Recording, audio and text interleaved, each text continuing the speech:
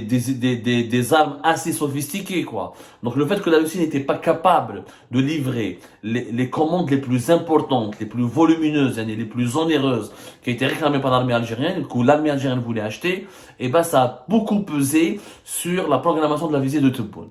Parce que à quoi ça sert de faire une visite d'État si tu vas en Russie et tu ne signes pas des documents stratégiques? Et comme l'Algérie était rétive et n'a pas donné des signes positifs et des signes encourageants à l'ambassadeur russe à Alger concernant la conclusion du nouveau partenariat stratégique entre les deux pays, et ben les Russes ont dit, ah ben quand vous hésitez, quand vous subissez la pression des Américains, quand vous avez, pardonnez-moi le terme, le cul entre deux chaises, c'est-à-dire que vous voulez construire un partenariat historique et stratégique avec la Russie, mais vous voulez aussi ménager les sensibilités et les susceptibilités de l'Occident, eh ben on est désolé, on ne pourra pas, en ce qui nous concerne, vous fournir les armes nécessaires, et vos commandes seront annulées, seront gelées, puisque nous devons d'abord s'occuper de nos propres besoins militaires.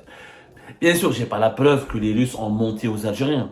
J'ai pas la preuve, on peut pas prouver que les Russes avaient une mauvaise foi, ou là ils ont été hypocrites avec les dirigeants algériens en leur disant, ok, puisque vous voulez pas signer des accords stratégiques, puisque vous voulez pas vous aligner sur les positions russes dans la guerre en Ukraine, parce que l'Algérie s'est alignée politiquement et diplomatiquement, mais puisque l'Algérie avait hésité, les dirigeants algériens ont basculé d'abord dans le camp russe en 2020, en 2021, et à partir du deuxième semestre de l'année 2022, sont revenus vers l'Occident, en se réconciliant avec la France et en acceptant de prendre en considération les doléances de la Maison Blanche à Washington.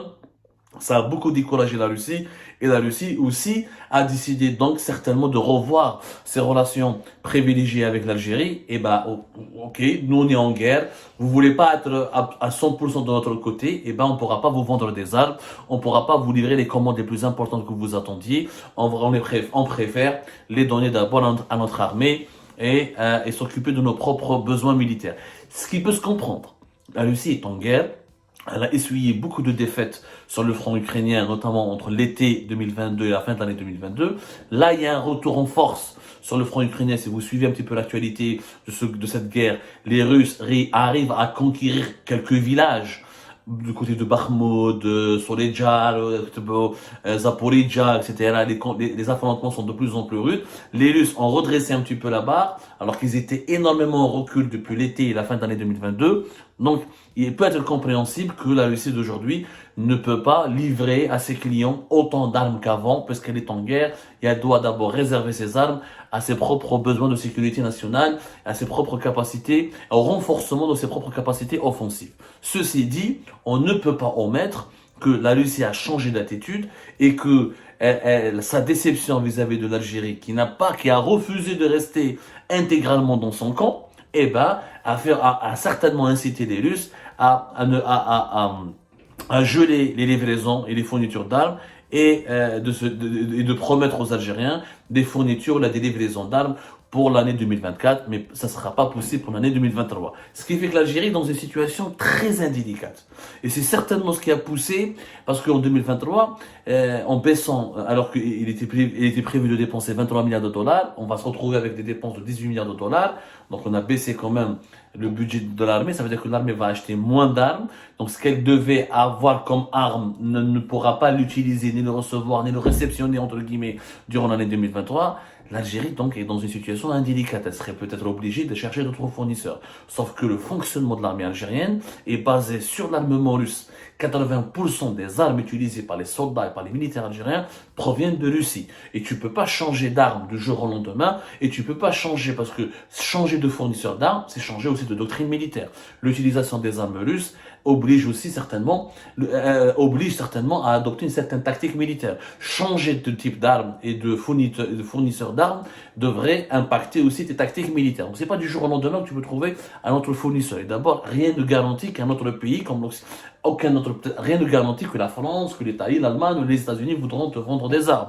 Parce que on sait très bien que les Occidentaux vendent beaucoup plus leurs armes au Maroc qu'à l'Algérie. Comme l'Algérie était toujours traditionnellement dans le camp russe, ça va être difficile pour elle de convaincre les Occidentaux de lui donner toutes les armes. Parce que les Occidentaux ne vendent pas à n'importe qui, ils ne donnent pas toute leur technologie. Les Russes vendent beaucoup plus facilement leurs meilleures armes que les Occidentaux. Donc l'Algérie est dans une situation compliquée. C'est pour ça qu'il y a eu le rapprochement rapide avec la France. Et c'est pour ça que Saïd Chengreha est venu à Paris rapidement, avant même que Tebboune ne vienne à Paris en mai 2023.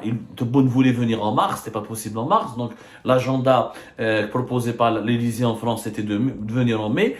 Chengreha, fin du mois de janvier, pour essayer de convaincre les Français de fournir à l'Algérie des technologies militaires et certaines armes pour au moins meubler et combler les déficits en attendant que les Russes puissent honorer leur engagement ou puissent satisfaire le carnet de commande qui a été proposé, le carnet de commande qui a été demandé ou proposé par l'Algérie en 2021, parce que les contrats d'armement ont commencé, les négociations pour les grands contrats d'armement ont commencé en 2021 et début 2022. Ce n'est pas maintenant, en 2023, l'Algérie devait réceptionner du nouveau matériel militaire. Donc c'est dans cette conjoncture que Tebboune s'est rapproché de Poutine, et pour venir au mois de mai, en essayant de lui dire certainement, cette visite à Moscou devient urgente pour l'Algérie, parce que il y a aucun autre pays que la Russie qui pourrait lui fournir des armes. Et deuxièmement, elle ne peut pas changer de matériel militaire, ni changer d'organisation opérationnelle logistique de son armée en optant pour d'autres fournisseurs en l'espace de quelques mois. C'est pas possible. C'est une refonte totale. Tu changes pas 80% de tes armements, ou là tu changes pas de fournisseur qui t'approvisionné à hauteur de 80% de ton armement comme ça du jour au lendemain. Donc l'Algérie devrait rester dépendante de la Russie en attendant de faire une diversification de ses équipements militaires. Donc c'est une initiative algérienne, mais ce n'est pas sûr que vraiment que la Russie, que Moscou va accepter que Tebboune va venir en mai. Parce que l'agenda du Kremlin, aujourd'hui, il est dépendant du conflit ukrainien. S'il y a des évolutions négatives en Ukraine, Poutine ne pourra pas recevoir Tebboune ni recevoir aucun hôte étranger. Pour le moment, le seul interlocuteur avec qui Poutine parle régulièrement et en permanence, c'est Tayyip Erdogan. C'est le seul chef d'État étranger avec lequel Poutine coordonne pour essayer de trouver des médiations et des solutions avec les pays occidentaux. Mais Tebboune, si l'Ukraine s'aggrave, il ne pourra pas aller à Moscou.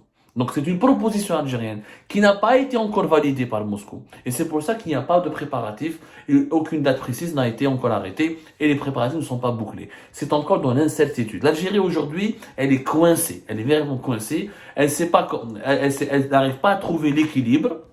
Alors qu'à l'époque de Bouteflika, on avait un magnifique jeu d'équilibre entre l'Occident et la Russie et la Chine. En ce moment, l'Algérie n'arrive pas à tenir l'équilibre. Elle a trop fait, elle a accompli un virage à 180 degrés vers la Russie durant 2020-2021. Elle s'est ensuite retirée quand elle a vu les défaites militaires sur le front ukrainien pour se rapprocher de la France et de l'Occident. Et aujourd'hui, elle est coincée. Elle ne sait pas comment assurer un équilibre entre les partenaires occidentaux et les partenaires russes. Chacun des deux camps font pression sur l'Algérie pour essayer de l'attirer dans son propre camp. Et l'Algérie a du mal à tenir cet équilibre, un équilibre pragmatique et intelligent.